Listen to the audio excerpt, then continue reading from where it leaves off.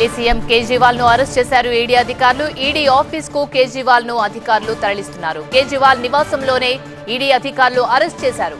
Kejriwal phone ను ED అధికారులు seize చేశారు. ఢిల్లీ సీఎం నివాసం దగ్గర ఆప్ కార్యకర్తలు ఆందోళనకు దిగారు.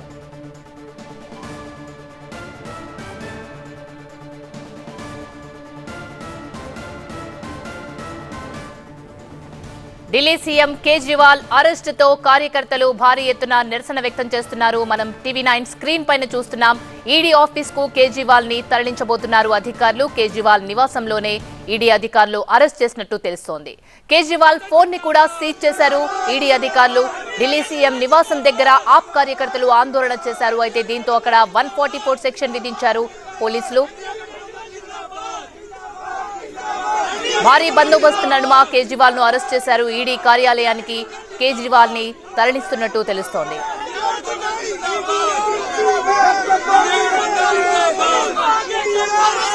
రైట్ సైడ్ బాక్స్ లో మనం చూస్తున్నాం కేజ్రీవాల్ ని ఈడీ ఆఫీస్ కు తరలిస్తున్న దృశ్యాలు మనం చూస్తున్నాం. లెఫ్ట్ సైడ్ బాక్స్ లో అరవింద్ కేజ్రీవాల్ ని అరెస్ట్ చేసినందుకు గాను ఆప్ కార్యకర్తలు భారీ ఎత్తున నినాదాలు చేస్తూ వాళ్ళు నిరసన వ్యక్తం చేస్తున్న విజువల్స్ ని మనం లెఫ్ట్ సైడ్ బాక్స్ లో చూస్తున్నాం.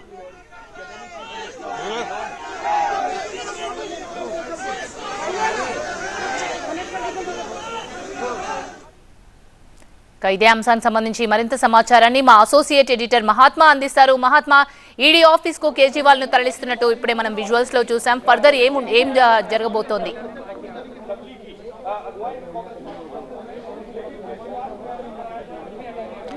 కేజ్రీవాల్ నివాసం నుంచి ఆయన తరలిస్తున్నారు. ఇంకా మార్గమధ్యంలో ఉన్నారు. కాసేపట్లో ఆయన ఈ ఈడీ ప్రధాన కార్యాలయానికి అధికారులు ఈ రాత్రికి ఇక్కడే ఉంచి రేపు ఈడీ స్పెషల్ కోర్టు అంటే సిబిఐ స్పెషల్ కోర్టుగా ఈడీ కేసులు విచారణ జరుపుతూ ఉంటుంది. రౌజ్ అవెన్యూ కోర్టు కాంప్లెక్స్ లో ఆ స్పెషల్ కోర్టు ఉంది. అక్కడికి తరలించి ఆ కోర్టులో హాజరుపరిచి ఆయన కస్టడీ కోరే అవకాశం ఉంటుంది. కనీసం 10 రోజుల పాటు కేజ్రీవాల్ని కస్టడీకి అప్పగించాలని చెప్పి కోరేందుకు ఈడీ అధికారులు సమాయత్తమవుతున్నారు. ఆ మేరకు కస్టడీ పిటిషన్ సైతం తయారు చేస్తున్నట్టుగా తెలుస్తోంది. అరవింద్ కేజ్రీవాల్ మీద ఉన్న అభియోగాలు, ఆయన పాత్ర, దీనికి సంబంధించి వివరాలన్నింటినీ, ఆధారాలన్నింటినీ కూడా ఆ కస్టడీ పిటిషన్లో చూచాయిగా పొందుపరిచే అవకాశం ఉంటుంది. ఆ తర్వాత తాము ఎందుకు కస్టడీ కోరుతున్నామో, అరవింద్ కేజ్రీవాల్ నుంచి ఎటువంటి సమాచారాన్ని రాబట్టాలనుకుంటున్నామన్న వివరాలను కూడా అందులో పొందుపరుస్తారు. ఆల్రెడీ ఇదే ఈడీ కార్యాలయం లోపల కల్వకుంట్ల కవిత ఉన్నారు, బీఆర్ఎస్ ఎమ్మెల్సీ. గత కొద్ది రోజులుగా ఇదే కార్యాలయంలో ఉండి విచారణ ఎదుర్కొంటూ ఉన్నారు. ఆమె విచారణ ఎల్లుండితోటి, అంటే ఆ ఈడీ కస్టడీ ఎల్లుండి మధ్యాహ్నంతో ముగుస్తుంది. ఆ సమయంలో ఆమెను కూడా కస్టడీని ఎక్స్టెండ్ చేయాలని చెప్పి కోరే అవకాశం ఉంటుంది. అలాగే ఈ ఇద్దరిని కన్ఫ్రంటేషన్ పద్ధతిలో ఒకరికొకరు ఎదురు బొదురుగా కూర్చోబెట్టి కూడా ప్రశ్నించే అవకాశం ఉంది. ఢిల్లీ మద్యం పాలసీ రూపకల్పన, ఇంప్లిమెంటేషన్, ఈ రెండిటి సమయంలోనూ ఒక కుట్ర జరిగింది అన్నది అటు సిబిఐ ఇటు ఈడీ చేస్తున్న ఆరోపణ, అభియోగం. అలాగే 100 కోట్ల రూపాయల మేర ముడుపులు చేతులు మారాయి. అడ్వాన్స్గా మద్యం వ్యాపారులు, హోల్సేల్ వ్యాపారుల నుంచి 100 కోట్లు సేకరించి కవిత సౌత్ గ్రూప్ తరపు నుంచి ఇటు అరవింద్ కేజ్రీవాల్కి, ఆమ్ ఆద్మీ పార్టీకి అందజేశారన్నది ప్రధానమైన అభియోగం. ఆ నిధులను ఆమ్ ఆద్మీ పార్టీ ఖర్చు పెట్టింది, ఎన్నికల్లో గోవా అలాగే గుజరాత్ ఎన్నికల్లో ఖర్చు పెట్టింది అన్నది వారు చేస్తున్న ఆరోపణ. సో ఈ రకంగా ఆ 100 కోట్లు చేతులు మారడం అన్నదే మనీ లాండరింగ్లో అత్యంత కీలకమైన అంశం. దీనికి సంబంధించి ఇప్పటికే అరెస్ట్ అయిన నిందితులు అటు ఇండో స్పిరిట్స్ కంపెనీ నుంచి సమీర్ మహేంద్రు నుంచి మొదలు పెడితే ఇదే కేసులో తెలుగువారు మద్యం వ్యాపారం చేసిన మాగుంట కుటుంబం, శ్రీనివాసులు రెడ్డి, ఆయన కుమారుడు రాఘవ, అలాగే ఇటు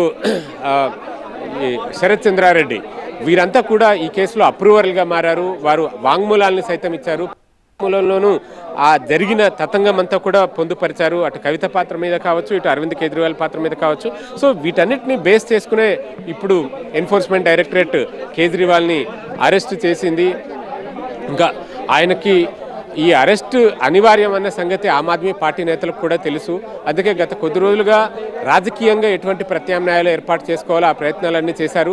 అలాగే అరెస్ట్ నుంచి తప్పించుకోవడం కోసం కూడా అనేక రకాలుగా ప్రయత్నించి విఫలమయ్యారని చెప్పవచ్చు. ఇవాళ హైకోర్టులోనే ఈ కోయర్సివ్ స్టెప్స్ తీసుకోకుండా కట్టడి చేయాలని చెప్పి కోరుతూ ఒక పిటిషన్ దాఖలు చేసినా ఎటువంటి ఊరట లభించలేదు. చివరికి సర్వోన్నత న్యాయస్థానం, సుప్రీంకోర్టు తలుపు కూడా తట్టారు. అర్ధరాత్రి తమ కోసం అత్యవసరంగా ఈ పిటిషన్ మీద విచారణ జరపాలని చెప్పి కోరిన సుప్రీంకోర్టు అందుకు నిరాకరించింది.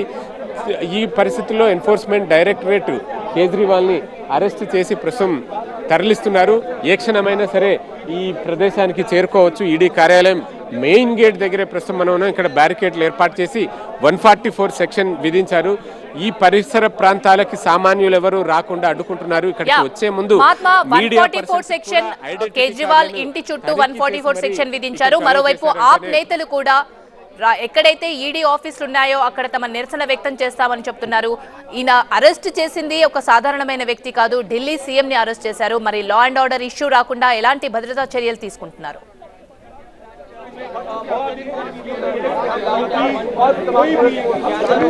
కేజ్రీవాల్ అరెస్టు సమయంలో ఇంటి దగ్గర పెద్ద ఎత్తున ఆమ్ ఆద్మీ పార్టీ నేతలు గుమికూడి ఆందోళన కూడా చేశారు. ఆ దృశ్యాలన్నీ కూడా మనం చూస్తూ ఉన్నాం. 144 సెక్షన్ విధించినా సరే భారీగా భద్రతా బలగాలు వారిని చెదరగొట్టాల్సి వచ్చింది, అరెస్ట్ చేసి తరలించాల్సి వచ్చింది. ఇప్పుడు ఈడీ కార్యాలయం దగ్గర కూడా ఈ వార్నింగ్ ఫ్లెక్సీని ఇక్కడ ఏర్పాటు చేశారు, చూడొచ్చు. Act 144 CrPC is imposed here. It is requested to all of you that do not violate the act 144 section. So ఇలాగా ఈ మార్గానికి అంటే ఈడీ కార్యాలయానికి రెండు వైపుల నుంచి ఎంట్రీ ఉంటుంది. ఒకటి జన్పత్ వైపు నుంచి, అలాగే మరొకటి ఖాన్ మార్కెట్ సర్కిల్ నుంచి. సో ఈ రెండు వైపుల నుంచి వచ్చే చోట అక్కడే సామాన్యులు ఎవరు రాకుండా ప్రివెంట్ చేస్తున్నారు. అక్కడి నుంచి కేవలం మీడియా అండ్ ఈ ఈడీ రిలేటెడ్ డ్యూటీలో ఉన్న వారిని మాత్రమే రాణిస్తున్నారు. ఇప్పుడే ఒక ఢిల్లీ పోలీస్కి సంబంధించిన ఒక వెహికల్ వచ్చి ముందుగానే చెక్ చేస్తుంది, ఈ రూట్ అంతా క్లియర్గా ఉందా లేదా అన్నది చూసుకుంటున్నారు. ఎందుకంటే అక్కడి నుంచి బయలుదేరిన కాన్వాయ్ ఏ క్షణమైనా ఇక్కడికి రావచ్చు. సివిల్ లైన్స్ నుంచి ఇప్పుడు జన్పత్ దగ్గర ఉన్న ఈడీ కార్యాలయానికి రావడానికి ఈ రాత్రి సమయంలో ట్రాఫిక్ పెద్దగా లేదు కాబట్టి 10 నుంచి 15 నిమిషాల సమయం పడుతుంది. అంటే దీన్ని బట్టి చూస్తుంటే ఏ క్షణమైనా సరే కేజ్రీవాల్ని తీసుకొచ్చే వాహనాల శ్రేణి ఈడీ ఆఫీస్కి చేరుకునే అవకాశం కనిపిస్తూ ఉంది. సో ఒకసారి ఆ ఆఫీస్ మెయిన్ గేట్ దగ్గర పరిస్థితి ఎలా ఉందో మనం చూడవచ్చు. మొత్తం అంతా పోలీస్ ఫోర్స్ అంతా సిద్ధంగా ఉన్నారు. కొద్దిసేపటి క్రితమే న్యూఢిల్లీ డీసీపీ ఇక్కడికి వచ్చి పరిస్థితిని పర్యవేక్షించారు. రెండు వైపుల గేట్ల నుంచి ఎట్నుంచి తీసుకొచ్చినా సరే ఇక్కడి నుంచే లోపలికి కాన్వాయ్ లోపలికి వెళ్తుంది. సో ఈ రాత్రికి ఇదే ఈడీ ఆఫీస్లో ఆయన్ని ఉంచి రేపు కోర్టులో హాజరుపరిచిన తర్వాత కస్టడీ కోరతారు కాబట్టి అప్పటి వరకు ఇతర డాక్యుమెంటేషన్ వర్క్ అంతా జరుగుతుంది. అలాగే మెడికల్ చెకప్ కూడా చేసే అవకాశం ఉంటుంది. ఇకపోతే పొలిటికల్గా మనం చూసుకుంటే కనుక ఆ ముఖ్యమంత్రి పదవిని ఇప్పుడు ఎవరికి అప్పగించాలి ఏంటి అన్న దాని మీద విస్తృతంగా చర్చ జరుగుతుంది. ఆమ్ ఆద్మీ పార్టీ దీనికి సంబంధించి ముందుగానే కసరత్తు చేసినట్టుగా మనకు అర్థమవుతుంది. పార్టీలో అంతర్గతంగా ఒక ఒపీనియన్ పోల్ కూడా పెట్టారు. ఆ ఒపీనియన్ పోల్లో మెజారిటీ కార్యకర్తలు, మెజారిటీ నేతలంతా కూడా కేజ్రీవాల్నే సీఎంగా కొనసాగించాలి, ఈవెన్ అరెస్ట్ అయ్యి జైల్లో ఉన్నా సరే జైలు నుంచే పరిపాలన అందించాలని చెప్పి కోరినట్టుగా తెలుస్తోంది. ఒకవేళ దానికి నిబంధనలు రాజ్యాంగం అనుమతిస్తుందా, అలా సాధ్యపడుతుందా, వీలు పడుతుందా లేదా అన్నది ఒకసారి చూడాల్సి ఉంటుంది. ఒకవేళ సాధ్యపడితే కనుక ఆయన జైలు నుంచే సీఎంగా కొనసాగే అవకాశం కనిపిస్తుంది. లేదు అని అంటే ఆల్టర్నేట్ వేస్లో ఇంకెవరికి అప్పగిస్తారు అన్నది చూడాలి. అయితే ఇక్కడ రాజకీయ సంక్షోభం అయితే వచ్చే పరిస్థితి లేదు. ఎందుకంటే కావాల్సినంత నెంబర్ ఆమ్ ఆద్మీ పార్టీకి ఉంది. ఫుల్ మెజారిటీ తోటి ప్రభుత్వాన్ని ఇక్కడ ఏర్పాటు చేశారు కాబట్టి ఒక్క వ్యక్తి జైలుకి వెళ్ళినంత మాత్రమే. ఎందుకంటే డిప్యూటీ సీఎంగా ఉన్న సిసోడియా కూడా ఆల్రెడీ జైల్లోనే ఉన్నారు. ఇప్పుడు సీఎం కూడా జైలుకే వెళ్తున్నారు. అయినా సరే ప్రభుత్వం పడిపోకుండా ముందుకెళ్లేంత తగినంత సంఖ్యాబలం అయితే వారికి ఉంది. కాకపోతే సిసోడియా తర్వాత చాలా ఇన్ఫర్మేషన్ మేము గ్యాదర్ చేశామని ఈడీ చెప్తోంది. కానీ మంత్రి అతీషి మాత్రం ఎక్స్ లో తెలిపింది ఏంటంటే 2 ఏళ్లుగా విచారణ జరుపుతున్నా ₹1 ఆధారం కూడా చూపించలేకపోయారు అని చెప్పేసి అంటున్నారు. దీనిపై న్యాయ పోరాటానికి ఏ విధంగా వెళ్లే అవకాశం ఉందంటారు?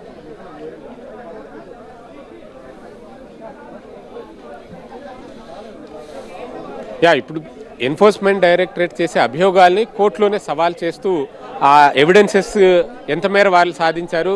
వీళ్ళు రాజకీయంగా ప్రస్తుతం ఆమ్ ఆద్మీ పార్టీ నేతగా ఉన్నారు కాబట్టి ఆమె ఖండించడం లేకపోతే ఆధారాలు సేకరించలేకపోయారని చెప్పడంలో ఆశ్చర్యపోనవసరం లేదు. కానీ ఈడీ మాత్రం ఈ 100 కోట్ల రూపాయలు చేతులు మారిన అంశంలో మనీ ట్రయల్లో ఎవిడెన్సెస్ని కలెక్ట్ చేశారనే చెప్పవచ్చు. మనం రీసెంట్గానే చూసాం ఈ మిడిల్ మెన్ సహజంగా ఈ మనీ ట్రాన్సాక్షన్స్ హవాలా మార్గాల్లో జరుగుతూ ఉంటాయి. అటువంటి హవాలా మిడిల్ మెన్ సుకేష్ చంద్రశేఖరే జైలు నుంచి ఒక లేఖ రాసి గతంలో విడుదల చేసిన లేఖల్లోనే కేజ్రీవాల్ ఇక తర్వాత నీవంతే అంటూ చెప్పుకుంటూ వచ్చారు.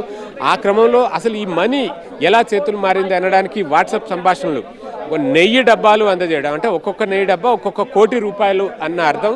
1000 డబ్బా అన్నది దానికి ఒక కోడ్ నేమ్, అంటే ₹1 బాక్స్ని కోడ్ నేమ్ తోటి నెయ్యి డబ్బాగా ఘీ టిన్గా వ్యవహరించి మనీ అంతా కూడా చేతులు మారింది, ఒక చోటు నుంచి ఒక చోటుకి ఇంకో చోటు నుంచి. సో ఆ ఎవిడెన్సెస్ అన్నీ ఈడీ దగ్గర ఉన్నాయి కాబట్టి అరెస్ట్ చేయగలిగారు. లేదు అని అంటే కేసు న్యాయస్థానాల్లో ఏమాత్రం నిలబడే అవకాశం ఉండదు. ఒకవేళ ఈ రోజు హైకోర్టులోనే కేజ్రీవాల్కి ఊరట లభించి ఉండేది ఇన్ కేసు ఆయనకు వ్యతిరేకంగా ఎవిడెన్సెస్ లేవు అనుకుంటే. ఎందుకంటే ఈడీ ఆ ఎవిడెన్సెస్ని న్యాయమూర్తులకు చూపించి కేజ్రీవాల్కి తెలియకూడదు, కేజ్రీవాల్కి చూపించకూడదు అని చెప్పారు. న్యాయమూర్తులు ఆ ఎవిడెన్సెస్ తోటి కన్విన్స్ అయ్యి ఒప్పుకున్నారు కాబట్టి ఆయనకి రిలీఫ్ ఇవ్వడానికి అంగీకరించలేదు. అరెస్ట్ నుంచి కావచ్చు, లేకపోతే తదనంతరం చేపట్టబోయే కోర్సివ్ స్టెప్స్ నుంచి ఆయనకు ఎటువంటి ఊరటను ఇవ్వలేదు. దాంతో ఈడీ అధికారులు వచ్చి కేజ్రీవాల్ నివాసంలో ఆయన సెల్ ఫోన్లను ఇతర ఎలక్ట్రానిక్ గ్యాడ్జెట్స్లను స్వాధీనం చేసుకుని ఇప్పుడు అరెస్ట్ చేసి తీసుకొస్తున్నారు. ఇక్కడికి తీసుకొచ్చాక ఇంకా ఫర్దర్ ఇన్వెస్టిగేషన్ కూడా కొనసాగుతుంది. ఆయన నుంచి రాబట్టాల్సిన సమాచారాన్ని రాబడతారు. గతంలో విచారణకు పిలిచినప్పుడు 9 పర్యాయాలు నోటీసులు సమన్లు జారీ చేసినా సరే పట్టించుకోలేదు, విచారణకు సహకరించలేదు. సో ఈ సహకరించకపోవడం కూడా కేసులో ఒక ఇంపాక్ట్గా మారుతుంది. అలాగే మీరు ఇందాక చెప్పిన మాగుంఠ రాఘవ, శరత్ చంద్రారెడ్డి వీళ్ళిద్దరూ అప్రూవర్లుగా మారి, అంటే కేసులో తాము చేసిన నేరాన్ని అంగీకరించి అప్రూవర్లుగా మారి ఇచ్చిన స్టేట్మెంట్లు న్యాయస్థానంలో అత్యంత పకడ్బందీగా ఎవిడెన్స్గా మారుతుంది. కాబట్టి వాళ్ళు ఒప్పుకున్నారు, ఎంత అమౌంట్ ఎక్కడి నుంచి ఎక్కడికి వచ్చింది అన్నది కూడా చెప్పారు. సో ఇవన్నీ ఎవిడెన్సెస్ బలంగా ఉన్నాయి కాబట్టి కేజ్రీవాల్ అరెస్ట్ సాధ్యపడిందని మనం చెప్పవచ్చు. Right, thank you Mahatma. మొత్తం మీద 9 సార్లు విచారణకు పిలిచిన కేజ్రీవాల్ రాలేదు, మాకు సహకరించలేదు, ఆధారాలు ఉన్నాయి కాబట్టే అరెస్ట్ చేస్తున్నట్టు ఈడీ అధికారులు చెప్తున్నారు. మరోవైపు ఆప్ వాళ్ళు మాత్రం ఇది రాజకీయ కుట్రలో భాగంగా అరెస్ట్ చేశారని వారు ఆందోళన వ్యక్తం చేస్తున్నారు. जिंदाबाद जिंदाबाद